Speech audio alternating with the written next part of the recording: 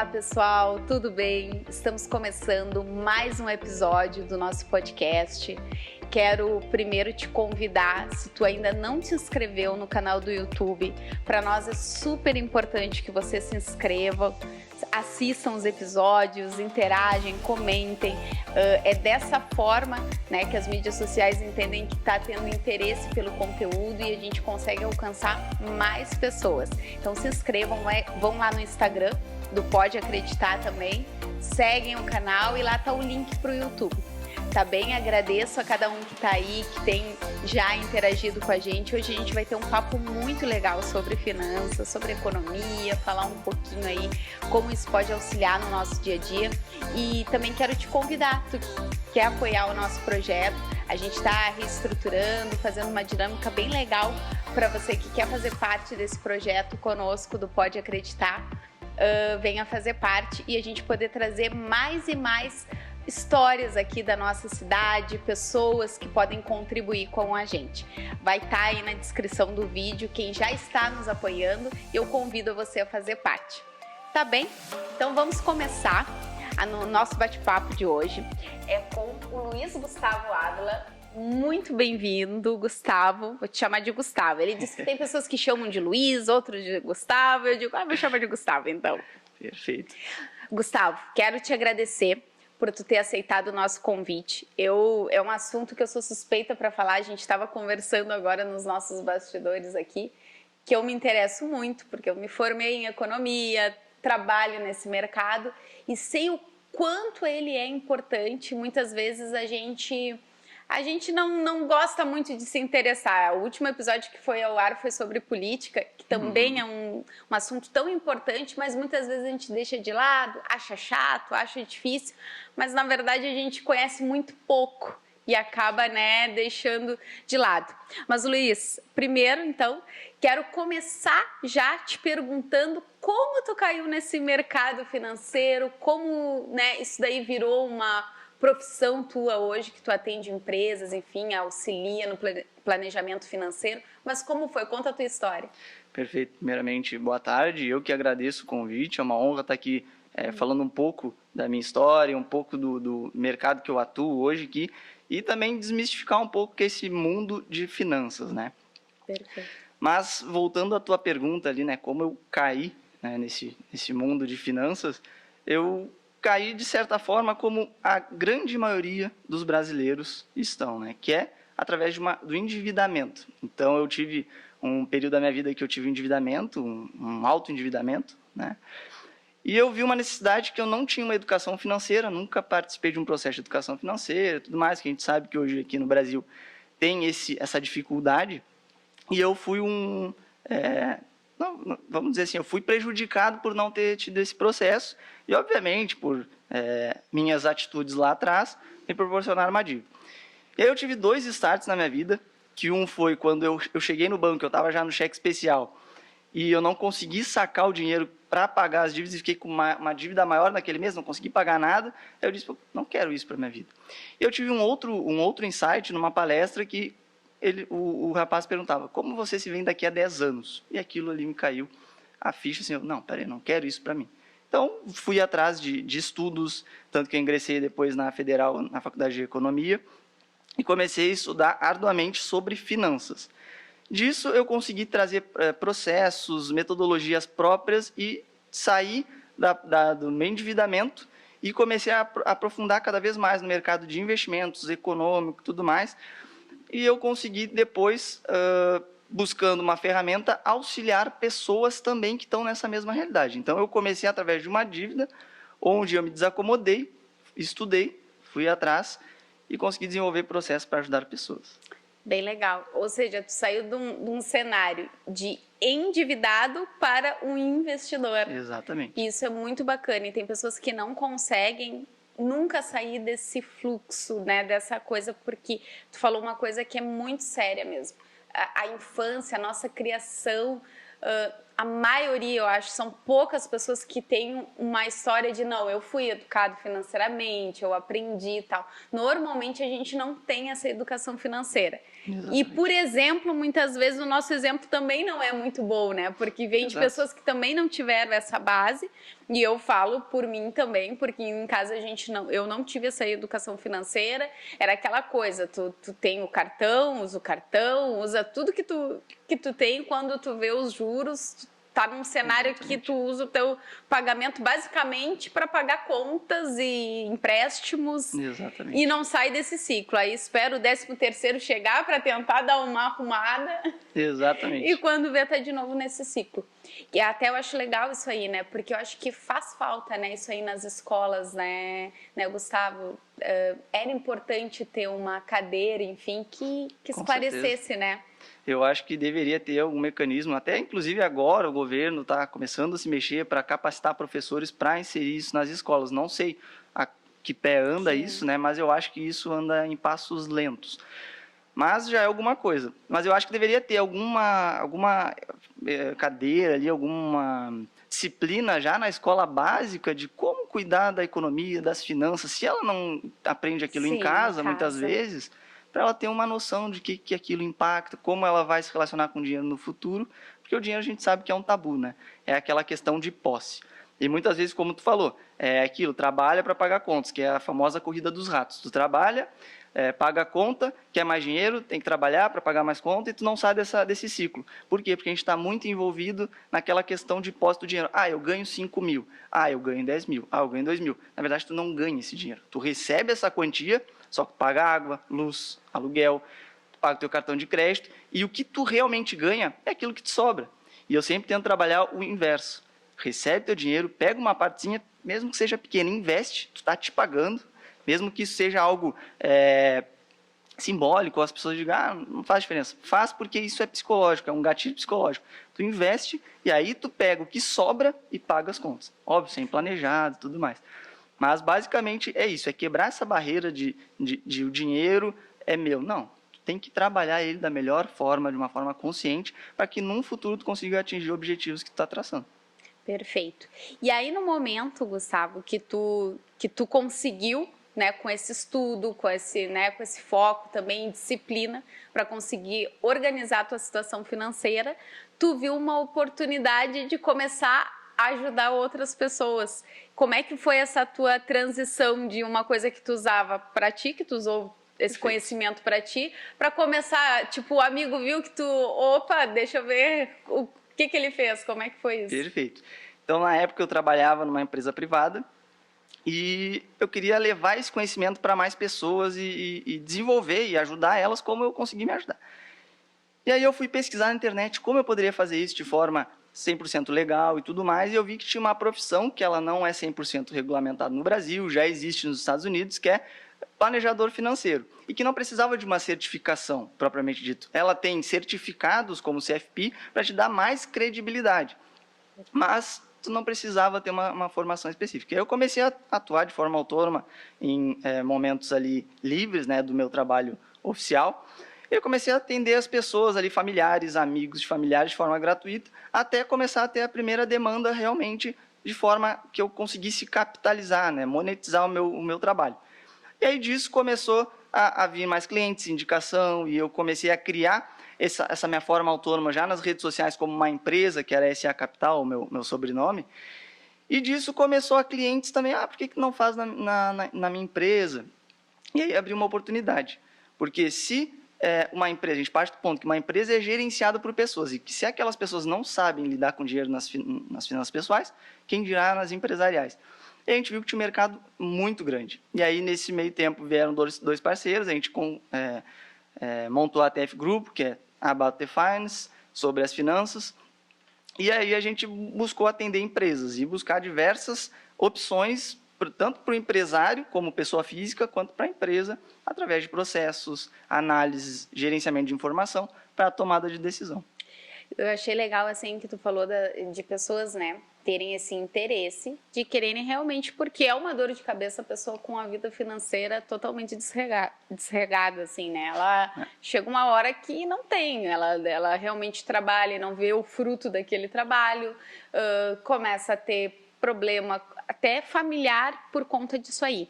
A minha pergunta é, das pessoas que tu apoiou, ajudou, seja quem te contratou ou no início mesmo, quando tu ainda ajudava, tu via as pessoas realmente mudarem assim, ou tu viu uma resistência? Como é que mais ou menos assim tu analisa, tu trabalhando direto com as pessoas assim? Perfeito. De lá até aqui a gente já atendeu mais ou menos entre 100 e 150 pessoas e empresas, né? Disso eu consegui perceber que muito do planejamento financeiro e muito dos problemas com dinheiro, além da própria relação com dinheiro, são os hábitos. Depois que uma pessoa, através do método que eu implantava com ela, quebrava os hábitos, os maus hábitos, vamos dizer assim, o planejamento todo dava certo. Então, teve clientes que a gente conseguiu bater 4 metas em um ano, ou seja, o final do ano era para ficar com 20 mil, a gente conseguiu bater antes do final do ano 40 mil, depois 60 mil, 80 mil e 100 mil. Mas isso não foi só por causa minha, mas porque o cliente se comprometeu. Assim como eu já atendi pessoas que trabalham para o governo, que recebiam mais de 20 mil e que tinham muitas dívidas e que não se comprometeram tanto e que eu consegui de alguma forma diminuir um pouco a dívida, mas que não foi 100% eficaz, que eu tive, e isso não me alegro em falar, mas eu tive que demitir o cliente, vamos dizer assim, porque não adiantava ele me pagar se eu chegava na reunião e dizia, tá, conseguimos concluir tudo aquilo. Não, por causa disso, disso, disso. E depois de 3 meses que não foi concretizado, eu vi que, teu problema não é só financeiro. Aí tem que buscar uma outra ajuda, vamos interromper nesse momento, buscar uma ajuda psicológica e tudo mais, para que tu consiga retornar e a gente, de fato, concluir o que tu precisa. Porque aí já não era mais só problema financeiro. Eram outros gatilhos na vida da pessoa que impactavam vícios, problemas familiares, que o consultor não tem como atender. Mas, realmente, aqueles que se comprometem a quebrar os hábitos e seguir todas as orientações, seja de gerenciar a informação, de se pagar primeiro, buscar a melhor forma de otimizar as despesas, ver o que é necessário, o que realmente não é, buscar atingir e criar, na verdade, metas e objetivos para que tu tenha uma visualização onde tu quer chegar. E, com isso, ser mais fácil o caminho e o processo. Perfeito. E com a tua experiência, Gustavo, o que tu acha, assim... as pessoas hoje são muito endividadas, né? Em sua grande maioria, né? Acho que por uns anos agora tem vindo até a questão dos investimentos, vamos dizer, esses assuntos estão mais em voga hoje em dia. Porém, a gente vê ainda uma sociedade, né, com muitas dívidas. O que tu acha, assim, que a maioria das pessoas elas alegam? É porque realmente vivem um padrão de vida que não é o seu, porque também as mídias sociais, a gente sabe que tem toda uma coisa por trás disso, né? Exatamente, um contexto. Realmente é porque a condição é muito pouca, ou seja, as coisas são muito caras, o salário é muito baixo e as pessoas não conseguem se organizar nisso. Pela tua experiência, o que tu acha que faz com que as pessoas cheguem nesse nível de endividamento tão alto e não conseguem ter um dinheiro guardado, por menor que seja, mas não conseguem? Perfeito. Primeiro, como eu falei, o hábito, né? O hábito de querer consumir, não querer guardar dinheiro, não pensar no longo prazo.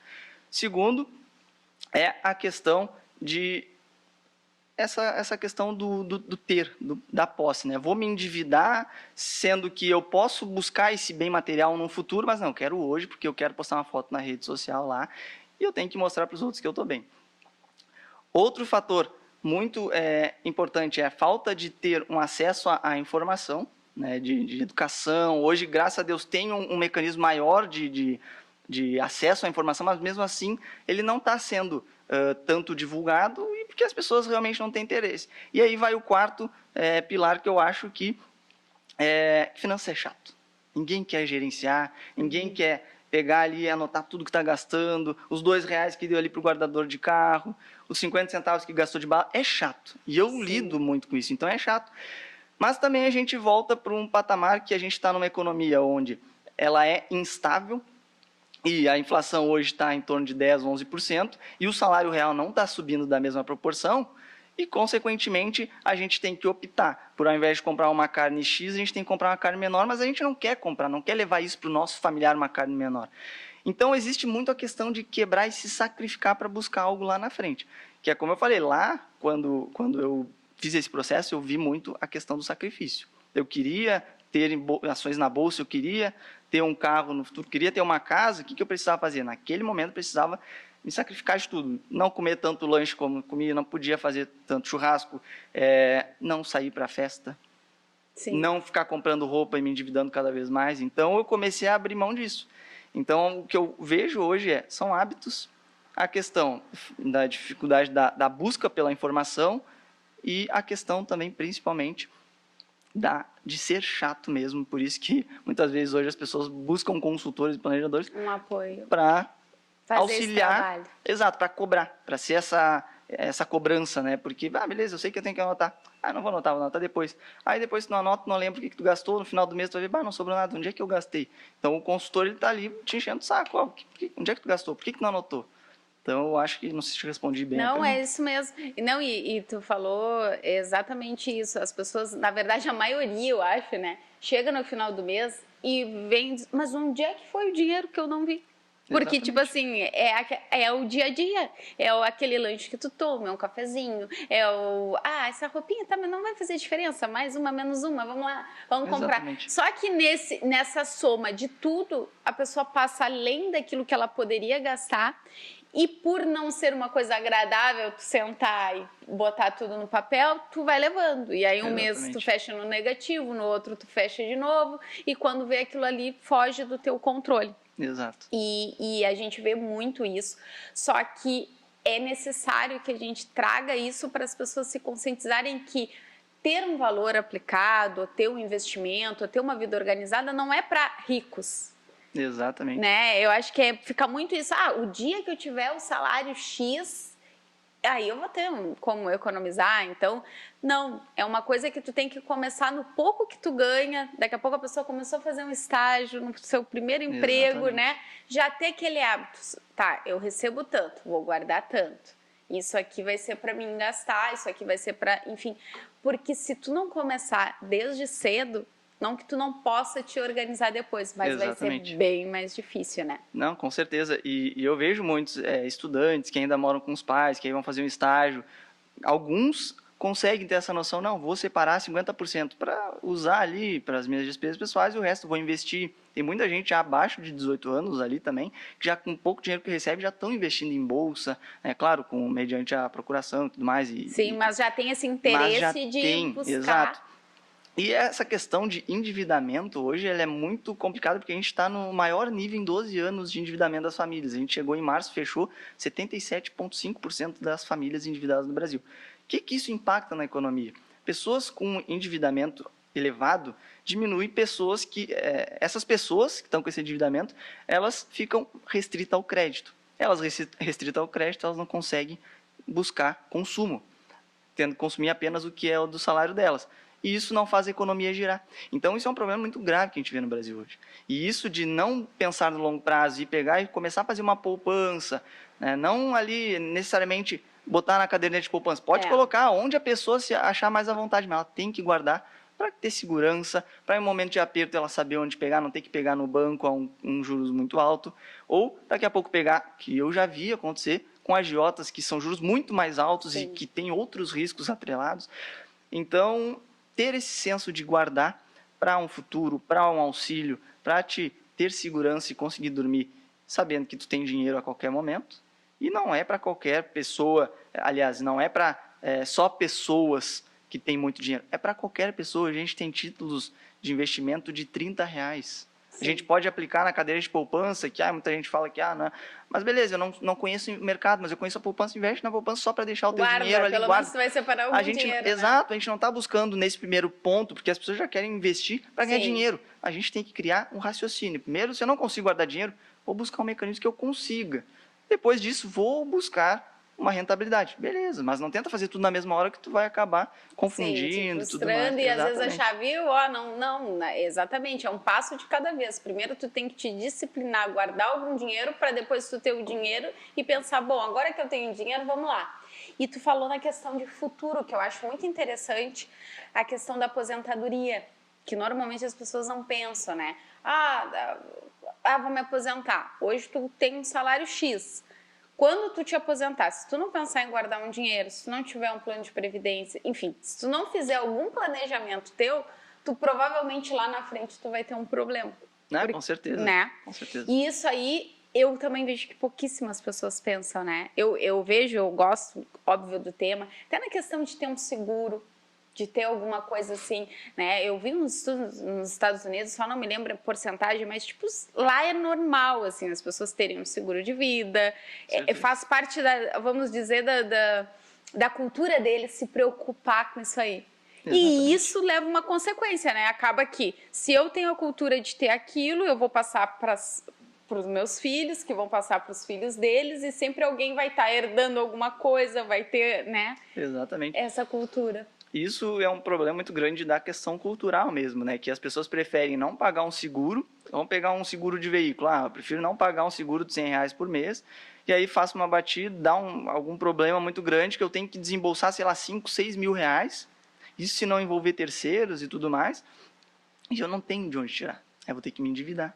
Então, muitas vezes, aquele seguro que é chato mesmo de pagar, que ninguém quer, é uma despesa, mas aquilo ali é justamente para te dar uma proteção em momentos de aperto. É simplesmente isso. E realmente, lá nos Estados Unidos tem uma cultura muito diferente, tanto que, se a gente falar de ações de bolsa, grande parte da população, mais de 50% da população, lá é um investimento tradicional, e aqui menos de 10% da população está atrelada em bolsa de valores. Isso que cresceu, né, Gustavo? Isso que cresceu. Era bem menos, né? Bem menos. Então, eu acho que isso no longo prazo talvez vá começar a mudar com as novas gerações e tudo mais. Mas nesse primeiro momento ainda a gente vê o Brasil com um mercado muito grande para se investir, para crescer na questão de mercado financeiro, porque nós, voltados lá ao mercado americano, nós temos um gap muito grande, só que as pessoas precisam despertar para fomentar esse mercado. E isso quando a gente está falando muito aqui em questão pessoal, né? Imagina empresarial, aquele empresário que não está se preocupando com aquele dinheiro de reserva, e aí dá um colapso. Quando tem uma empresa, tu tem mais pessoas, tu tem famílias que precisam daquele salário. Dá um colapso, não tem reserva, isso eu já vi acontecer também.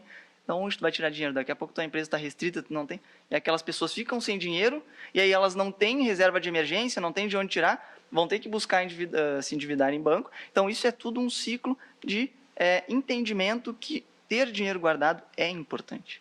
Independente que se ele não está na melhor condição de rendimento, mas ele te dá uma segurança. E ponto. Perfeito. E deixa eu te perguntar, Gustavo, depois eu quero voltar, no final, eu vou perguntar para o Gustavo, como ele disse, ele ajuda, faz o planejamento financeiro, então ele não vai te indicar fazer tal investimento, tal, ele vai te dizer, olha, tem essas opções, eu te oriento, vamos dizer assim, vamos economizar aqui, vamos, né, ajudar aqui, mas ele não indica, mas só para a gente ter uma noção assim, tipo, olha, tenho um valor aqui, o que seria indicado no momento do mercado atual? Mas vai ser mais para o final. Porque eu quero te fazer uma pergunta assim.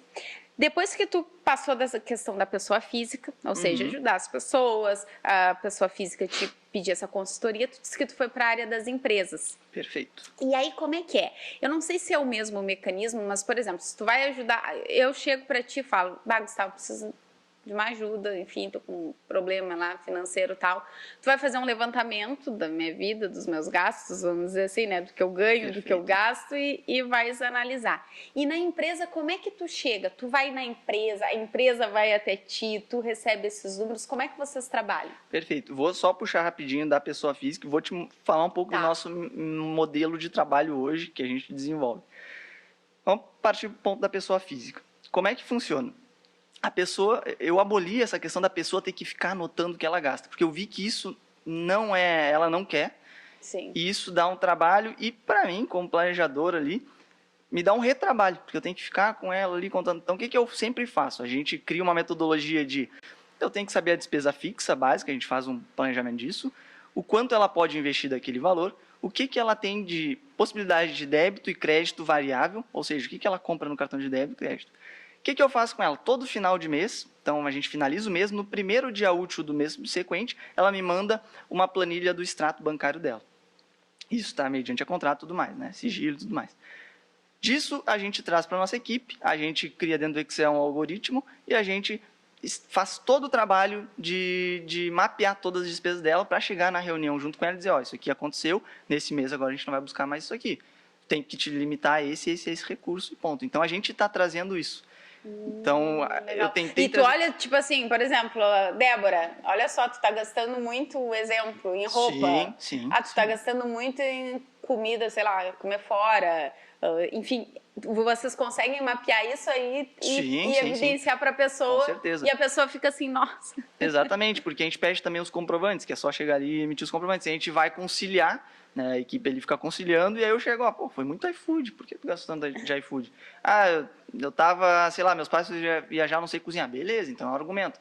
Como é que vai ser o próximo mês? Teus pais vão estar? Consegue diminuir teu... Então a gente consegue avaliar, porque na economia eu sempre digo que não é o dinheiro talvez o mais importante, mas a informação. Com a informação a gente consegue ir atrás do dinheiro. Então a gente pega essa informação e leva para o cliente para ele desenvolver junto ali com o consultor, o planejador, como ele vai tomar as próximas decisões.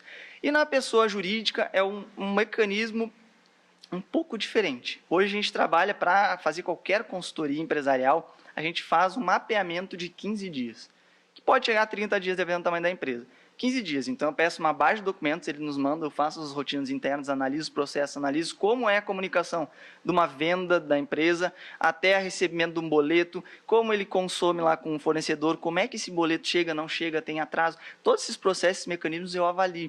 Se usa software, se usa planilha, se usa papel, como é que tem de histórico. E aí dentro dos extratos bancários e junto com a questão contábil, que eu peço geralmente ali um parecer contábil, para ver se está muito distorcido financeiro, porque a gente sabe que hoje contabilidade e financeiro são sempre uma questão de briga. Sim. Eu sempre tento trazer em questão de harmonia. Tentar mostrar na contabilidade que se tem 30 mil na tua conta PJ do Itaú, você tem que ter 30 mil na conta PJ no final do mês lá no teu banco. Então eu tento linkar isso. Mas como esses 15 dias é para avaliar, fazer um diagnóstico da empresa, para a gente montar um plano de ação e apresentar esse plano de ação, do que dá para fazer e como a gente vai chegar no objetivo, então a gente pega os dados, também traz em Excel, mapeia tudo, eu desenvolvo uma planilha especializada em fluxo de caixa, então receita operacional, despesa variável, margem de contribuição, LOI, que é lucro antes dos impostos e antes dos investimentos, desculpa. Ali depois pego receita no operacional, saídas não operacionais e mostro ali a geração de caixa livre da empresa e a geração de caixa operacional e mostro para o cliente a categorização de cada gasto, onde ele está gastando mais, se ele está gastando com muita folha, se o dinheiro está ocioso no caixa, se não está, se ele está investindo, se ele não está. Então, trago todo esse perfil analítico para ele e depois a gente apresenta no final desse contexto todo a proposta onde a gente vai atuar, os valores e o tempo que a gente vai trabalhar lá para fazer isso. Legal. E deixa eu te dizer, você já chegou em algum desses casos, tanto na pessoa física como na empresa, de realmente chegar à conclusão, vamos dizer assim, tu ganha pouco, tu fatura pouco, e porque, tipo, teus gastos estão controlados, vamos dar um exemplo, mas realmente tu tem um déficit de ganho, tu tem que fazer mais, tu tem que ganhar mais, ou tu tem que realmente reduzir bastante. Não sei se chegou a essa conclusão ou sempre se chega à conclusão que tem muito gasto, muitos gastos desnecessários. Perfeito. A gente vê muito os empresários misturarem as finanças pessoais com as empresariais. Então a gente detecta muito que a empresa, ela de fato é sólida, mas chega lá e o empresário começa a pagar contas pela pessoa física, faz 50 vezes transferências e Pix ainda, que é um problema muito grande hoje o Pix dentro das empresas. O problema não, ele é bom, mas daquelas empresas que não conseguem controlar, uma hora isso aí vai estourar. Então, eu vejo que dentro desse mercado de empresas, um grande problema está no descontrole e da má informação quando a pessoa cria sua própria empresa, de como ela pode trabalhar da melhor forma. Hoje a gente entende empresas de vários segmentos, desde startups, empresas de tecnologia, empresas de vestuário, empresas de alimentação, prestadores de serviços, escritórios de advocacia, arquitetos, e tudo sempre a gente trabalha dentro do mesmo nível de entendimento, que é o gerenciamento da informação. Esse é o pior problema dentro das empresas. Ou é uma informação que não está sendo bem alocada, é um aluguel, mas, sei lá, o cara do financeiro botou sem querer como energia elétrica. Óbvio que se tu não tem uma base de análise, tu vai saber que, como é que a luz de R$300 só passou para 2.000? Vou olhar o lançamento. Não se tem isso. Então, as pessoas não analisam. E muitos empresários que a gente chega e vai pedir uma análise, os caras não têm. Então, isso é um grande problema, a falta de gerenciamento da informação. Isso que acaba muito com o problema dos negócios. E só para complementar essa fala, Eu gosto, e eu peguei uma fala, essa fala não foi minha, né? Eu peguei de uma palestra, que o financeiro, ele é como se fosse um exame de sangue, onde tu extrai ali, né, as informações, só que o sangue, ele faz o exame de sangue, sai que tem problema de colesterol, tem diversos outros problemas de saúde, só que o remédio que tu toma para essas outras doenças. E o financeiro é a mesma coisa. Não é o financeiro em si que vai te dar todas as ferramentas para tu tomar as decisões, mas o financeiro, ele vai te mostrar onde está o problema. Se é lá na parte de vendas, que tu tem muito estoque e a tua venda não está convertida, se o teu custo médio de estoque está batendo, se o teu estoque realmente está batendo no teu sistema, que tu pode estar com uma informação diferente, e isso Sim. impacta em vários aspectos. Então, o financeiro, ele não vai sempre te dizer, que eu vou contratar uma consultoria financeira para eu vender mais. Não, o financeiro, ele vai te mostrar onde pode estar o gargalo da tua empresa para tomar uma decisão. Perfeito. E deixa eu te dizer, Gustavo, a gente estava falando aqui também, né, antes de começar a gravação, a questão, porque a gente está falando de dinheiro e tal, e muitas vezes as pessoas falam, mas dinheiro, né? Dinheiro não é tudo. A frase que até o Gustavo estava falando, é muito famosa, né? Aquela frase, dinheiro não traz felicidade. Aí tem uns que brincam, né? Mas é melhor chorar em Paris do que chorar aqui, enfim. E aí aquela toda situação. Mas eu achei legal a tua análise, porque a gente não está falando do dinheiro no sentido de, nossa, agora eu preciso ter dinheiro. Não é nesse sentido, porque tu tem que usar o dinheiro e não ele te usar, né? Ele tá aí disponível pra gente, para usar de forma legal, para abençoar pessoas, para usar num sonho teu, que daqui a pouco, né, tu tem vontade de fazer uma viagem, de dar um presente para algum familiar teu, enfim. E muitas vezes tu não consegue realizar isso pela falta dele. Só que a falta dele, às vezes, é uma falta de organização para usar ele. E aí eu acho legal tu falar a questão do que tu acha dessa frase, dinheiro traz felicidade, Gustavo. Bom, eu particularmente acho que essa frase, como a gente já tinha conversado ali, ela sempre foi feita da maneira errada. Essa frase, o dinheiro traz felicidade. A verdade é que essa frase deveria ser falada assim, como o dinheiro se relaciona com a felicidade.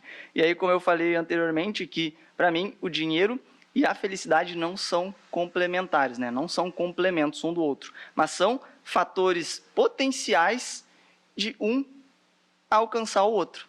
Ou seja, se a gente achar que o dinheiro traz felicidade, tá? Por que pessoas com dinheiro se matam, né? Cometem suicídio? Então, será que realmente o dinheiro traz felicidade? Aí, claro, a felicidade é muito ampla, né? É muito voltado a outros critérios da vida da pessoa, que não só o dinheiro.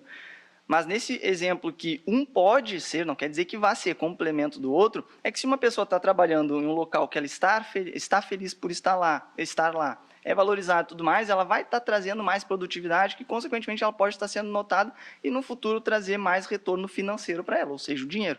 Assim como o dinheiro, agora me fugiu ali o exemplo que a gente falou. Sim, mas tu disse primeiro a questão de estar mais feliz e a questão de se ela tiver dinheiro também, tu falou, ela pode realizar o sonho e ficar mais feliz, vamos dizer assim, Com certeza, né? Então eles podem ser potenciais um do outro, não quer dizer que um vai realmente trazer o outro, mas eles podem potencializar a chegada do outro. É como se a gente fosse pegar um exemplo bem desenhado assim, a gente pegar um ponto A e um ponto B. O dinheiro, não, uma figura ali, não, algo figurado, pegar a felicidade da mão e trazer até a tua pessoa. Não, o dinheiro não vai fazer isso. Mas ele pode despertar a vontade da felicidade de chegar até ti.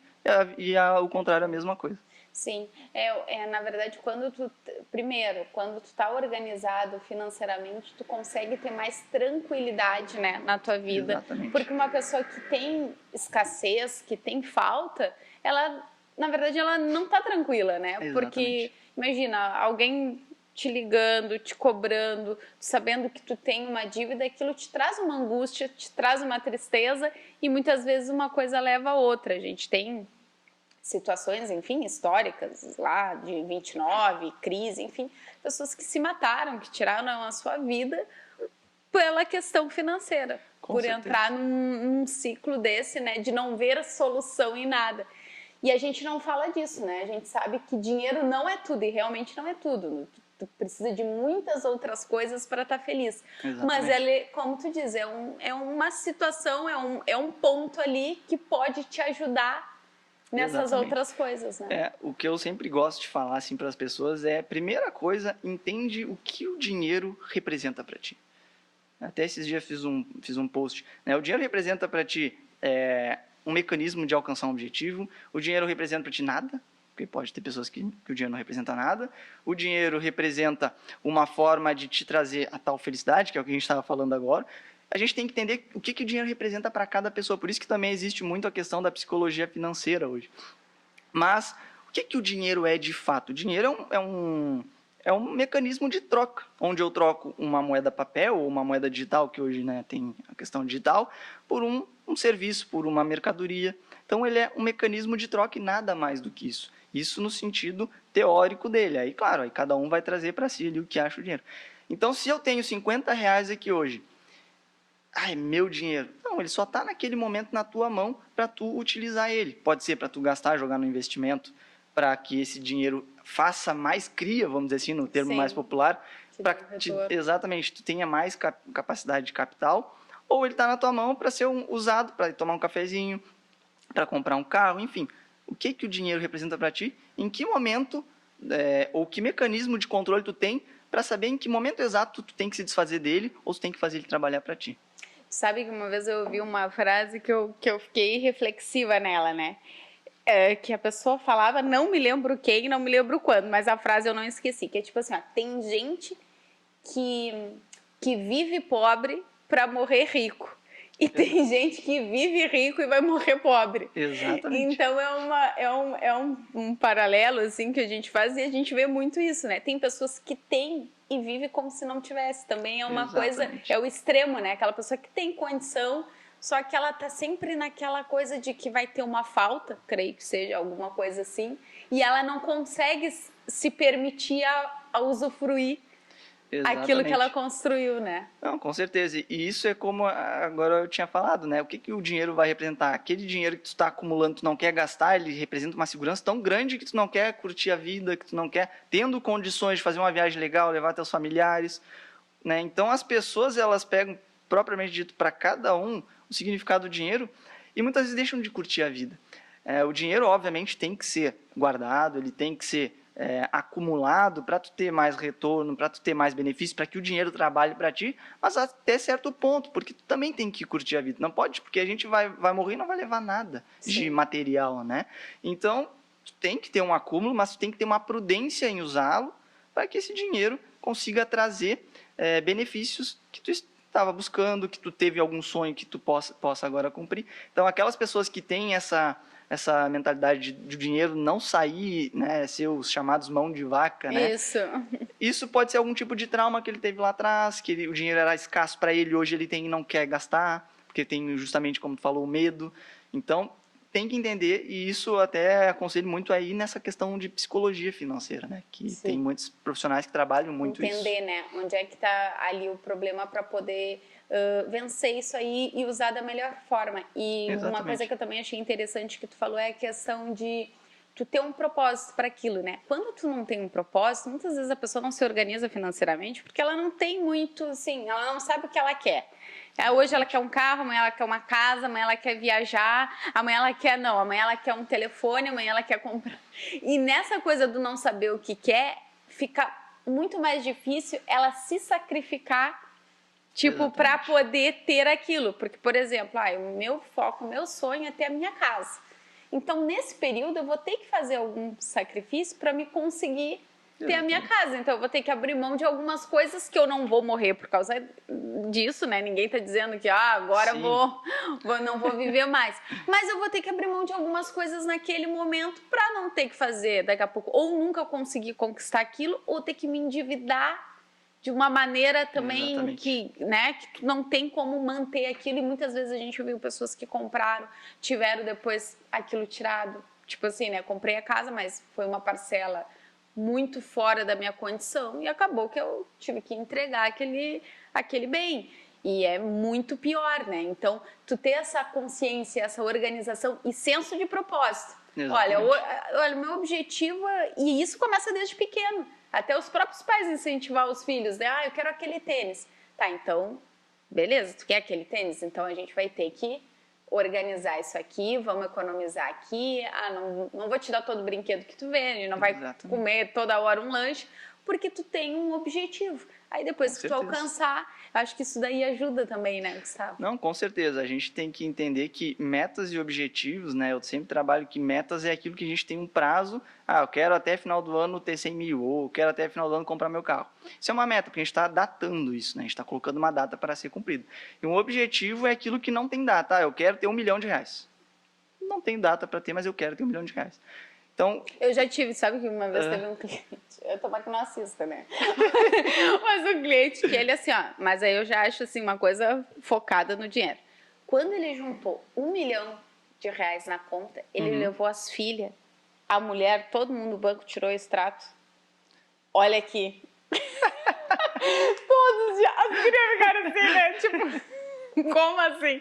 Mas dividir. Porque o objetivo de vida dele era conquistar R$1 milhão na conta. E ele trabalhou e viveu para juntar aquele dinheiro. E quando ele conquistou aquilo, tipo assim, agora, tipo, venci na vida. Com certeza, com certeza. Todos nós somos capazes, né, de fazer qualquer coisa.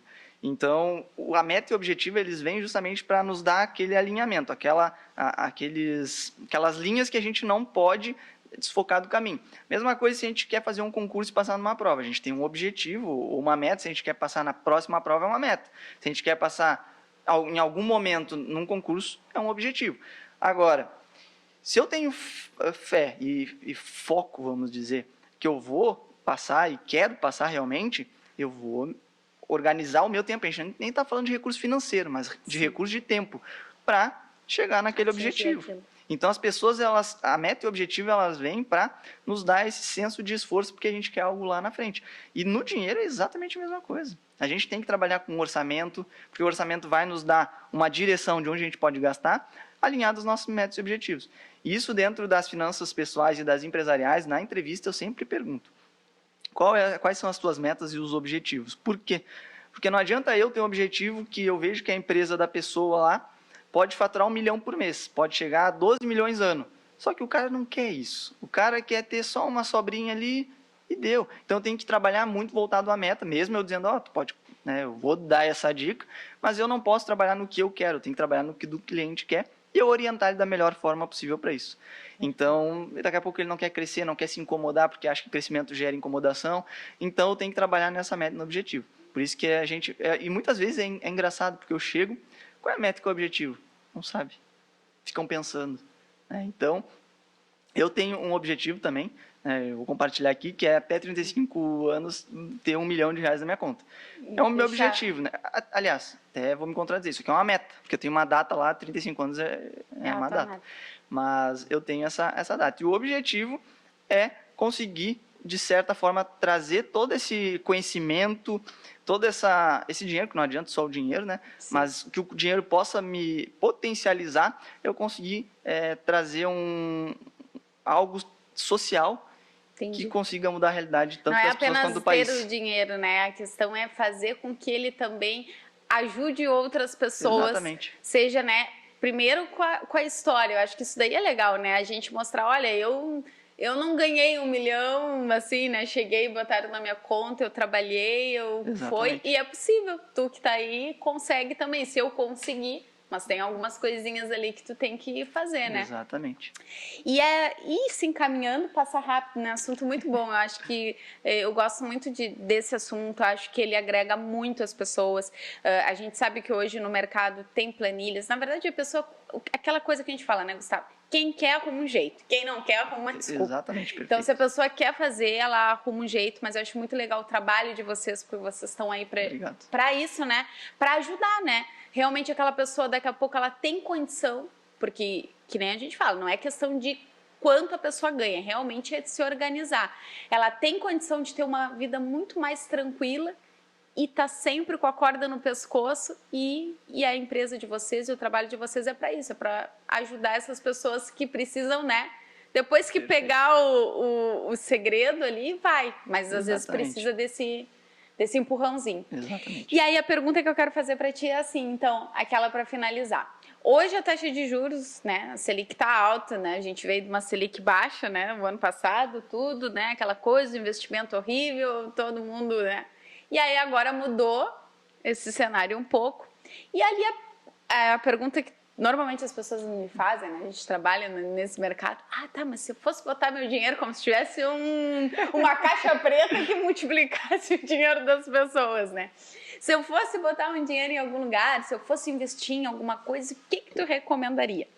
E aí, tu, assim, um papo informal, sei que a gente não pode indicar nenhum investimento específico, mas o que tu indica, assim, para uma pessoa que... Perfeito. Eu não sei se daqui a pouco tu queria ouvir um investimento direto, mas quando sempre envolve investimentos, eu sempre tenho alguns conceitos sobre. A gente sempre tem que, quando falar de investimentos, na minha visão, buscar um objetivo. Também me perguntam, qual é o melhor investimento? Mesmo eu não podendo falar, eu digo, não, depende para o que tu quer. Daqui a pouco, o melhor investimento para mim é botar agora ações na bolsa, lá numa ação X, porque eu acho que tem um potencial. Mas para ti que não tem o perfil de botar na bolsa, não é o melhor investimento para ti. Então depende muito. Vou pegar um exemplo. Hoje a gente está com uma taxa de juros muito alta, 11,75, inflação alta também. Isso abriu no mercado de renda fixa algo que alguns meses atrás, quando a Selic estava a 2% e os títulos ali estavam pagando 3%, 4% pré-fixado, ele abriu um gap tão grande que hoje tu consegue achar CDBs a 14% ao ano. Então, se a gente parar para analisar uma lógica, eu quero tirar umas férias, vamos pegar esse exemplo de objetivo, quero tirar umas férias daqui a 2 anos e vou investir uma grana e quero que essa grana corrija a ponto que eu tenha uma grana maior lá na frente para viajar e torrar todo esse dinheiro nas minhas férias. Então, busque um investimento de renda fixa, pré-fixado nessas taxas altas que estão hoje, para esse objetivo. Por quê? Porque tu conseguir dentro do mercado de ações, na história, no longo prazo, ele é muito melhor que o renda fixa, sem dúvidas.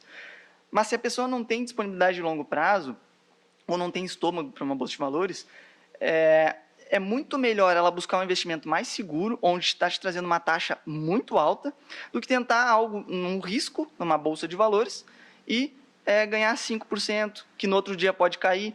Então, aproveitar esse momento de mercado e ver algum título de renda fixa onde a taxa esteja alta, seja pré-fixada, seja um IPCA, que é uma taxa híbrida, né? Inflação mais 5, 6%, uma LCI de inflação que não tem imposto de renda, mais uma taxa ali de pré de 5 a 7%, que Sim. tem hoje, ontem até estava dando uma aula sobre investimentos para uns clientes, e aí estava vendo uma LCI desse nível. Então, depende muito do investimento. Mas se eu fosse indicar algo, busque, se o teu papel é segurança, busque um investimento com a maior taxa possível. E se teu papel, eu não sou muito da renda fixa, sou da renda variável, busque empresas que, mesmo com o cenário atual, né, que é a questão que vai vir a política por aí, vai vir as eleições. A gente entrou no ano ainda com uma pandemia, que já está chegando em tese ao fim, a gente não sabe, mas está mais fraca. Mas tá. Estourou uma guerra muito importante lá na Europa. Então, a gente está num mundo muito instável, e principalmente falando de Brasil. Se tu vai buscar uma empresa, busca uma empresa sólida no mercado acionário. Eu acho que é mais ou menos isso que eu posso dizer. Eu não posso dar uma indicação pela instabilidade. Não, eu falo assim também pela minha experiência, assim, que eu tenho. Toda vez que tu vai fazer algum investimento, o banco que tu for, aonde for, tu vai ter que responder um questionário API, que é o perfil do investidor. E ali vai dizer qual é o teu perfil, se é conservador, se é moderado, né, se é mais agressivo e tal. A partir dali, normalmente a instituição te dá ofertas de acordo com o teu perfil. Mas que nem o Gustavo falou, o mercado de ações está muito mais popularizado hoje em dia, mas ele não é para todo mundo, porque ele é um mercado a longo prazo. Então tem pessoas que vou botar porque o fulano ganhou, só que ele ganhou no momento, daqui a pouco naquele momento que tu põe, tu vai perder, vai querer tirar no outro dia porque vai te apavorar e tu vai dizer, nossa, o mercado de ações é horrível. Não, ele é bom para um perfil e para quem não tem aquela questão dos 2 anos, porque que nem tu falou, vou viajar daqui a 2 anos, mas se der, quando tu for ter que tirar o teu dinheiro, exatamente o mercado tá embaixo. Aí tu vai dizer, nossa, o que eu fui fazer? Então, é aquela coisa. Aí tu vai para uma renda fixa, não vai ter, talvez, grandes ganhos, não, mas tu não vai ter o risco de também ter grandes perdas e vai ter uma valorização do teu dinheiro na melhor condição daquele momento, né? Exato, e até a questão da perspectiva de mercado, né? A Selic subindo para tentar conter a inflação, Em tese, os economistas estão dizendo que em breve ela vai chegar num teto ali de 12,5% de Selic para conseguir fazer a inflação voltar. E em tese ela também deveria cair. Se tu pega hoje o investimento a 14% travado em um ano, também não é bom travar em tanto tempo, né? Porque a gente sabe que a gente está numa economia que é muito instável. Então, travar daqui a pouco a 14%, a inflação chegar a 20%, o teu investimento não teve ganho real. Mas se a gente vai travar em um investimento de 1 ano e meio, 2 a 15%, e a gente tem perspectivas que em 2 anos a inflação e a Selic vão estar estabilizadas ali em 5%, 6%, 7%, já está tendo um ganho muito bom. Então, por isso que depende muito do objetivo que tu quer investir. Sempre vai depender do valor, de quanto tempo, do teu objetivo e, na verdade, sempre a questão da diversificação também, né, Gustavo? Exatamente. Todo mundo fala, né? O segredo meio que assim do investimento é tu diversificar. Botar um pouquinho em cada um, né? De acordo ali com a tua condição, Exatamente. né? Olha, eu quero ter o meu perfil é mais conservador, então eu vou deixar 90%, sei lá, no conservador e vou arriscar ali um pouquinho que se não vou morrer também se eu tiver alguma... O que eu sempre falo é a questão do risco administrado. Eu tenho um patrimônio de 10 mil e eu quero conhecer a bolsa. Então pega desses 10 mil, R$200, que tu sabe que se tu perder, não vai impactar 9.800 lá da tua renda fixa, ou enfim, onde tiver. Então sempre pegar até para ver como é, investir 200, foi para 500, caiu para 100. Como é que eu vou reagir quanto a esse cenário? E uma coisa que eu também sempre digo é, não existe dinheiro fácil. Então tem que ter muito cuidado, que está acontecendo, né, nesses últimos anos, vem acontecendo muito essas pirâmides. Coloca aqui, eu vou te dar 2% ao dia. Desconfie, né? Não, a gente falou ali a questão do dinheiro, que muitas vezes a gente demora muito para conseguir, tem todo um controle, pegar todo o nosso patrimônio e jogar em algo desconhecido, que hoje estão cada vez mais especialistas, então fazem páginas perfeitas na internet, bota até... E outro item, mas aí dá outro podcast, e eu também tenho que estudar sobre esse assunto, porque eu já ouvi falar, mas eu não estudei para entender. Sim. Mas eu sei que tá a onda das criptomoedas. Exatamente. E moedas virtuais, e gente que diz que ganhou muito, e gente que perdeu, porque tem muita gente que perdeu também. Exatamente. E isso aí é outra coisa que, tipo assim, é tirar a cabeça da gente da caixa, porque quando eu fui tentar entender, Gustavo, eu digo, meu Deus, como vai ser esse mundo das moedas virtuais, porque é totalmente fora da nossa lógica. Eu, por exemplo, que não jogo nada de videogame porque é um mundo que meio que se mistura, né? Sim, o digital. E eu, assim, extremamente, mas que nem tu falou, tem muita coisa que as pessoas às vezes acabam indo, vou ganhar dinheiro. Não existe isso, né, gente? Essa facilidade não existe. Se fosse fácil, né, não estaria assim, todo mundo ia querer estar lá, se fosse uma coisa tão... com certeza. Então tem que ter esse cuidado. Então tá, Gustavo, muito obrigada pela tua vinda, obrigada pelo bate-papo. Eu tenho certeza que vocês aí puderam entender um pouquinho. Espero que vocês tenham pego essas lições, que o Gustavo falou um pouco dessas dicas. Mas se você, eu quero uma ajuda, eu quero alguém que caminhe comigo, me ajude, vai na página do Gustavo, tem a ATF, como é que é? É ATF Grupo, né? @ATF Grupo. Perfeito. No Instagram. Então vai ali, tá o link, tudo certinho para vocês entrarem em contato com eles e pedir um apoio, porque é importante, assim, não vamos negligenciar isso aí, porque às vezes a gente sabe que, às vezes são pequenos ajustes, já faz toda uma diferença, né? Exatamente. E eu que agradeço o convite mais uma vez, é uma honra poder compartilhar um pouco do que eu sempre falo, né? Eu estudo bastante, mas eu entendo ainda muito pouco. Então, eu gosto sempre de compartilhar esse pouco que eu aprendi. E a gente está sempre à disposição, o que vocês precisarem, é só nos chamar que a gente vai estar junto aí de vocês. Com certeza. Não, tá bom. Muito obrigada. Então tá, gente. Até o próximo episódio. Tchau.